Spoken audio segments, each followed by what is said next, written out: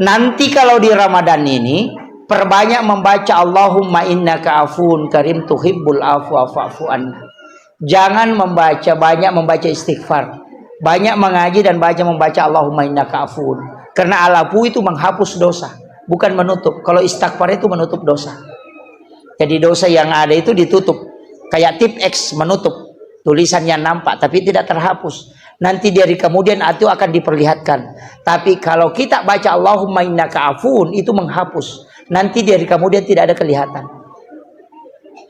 Jadi ada dosa itu yang tidak nampak, nanti ada yang nampak. Yang nampak itu yang ditutup dengan istighfar.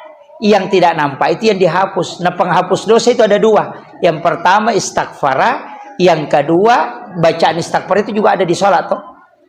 Rabbi ghafirli warhamni wajaburni warfa'ni warzuqni wahdini wafini wa'fu anni. Al-afu. Kan ada dua itu. Yang kedua Allahumma innaka afuwun karim tuhibbul afwa fa'fu anna.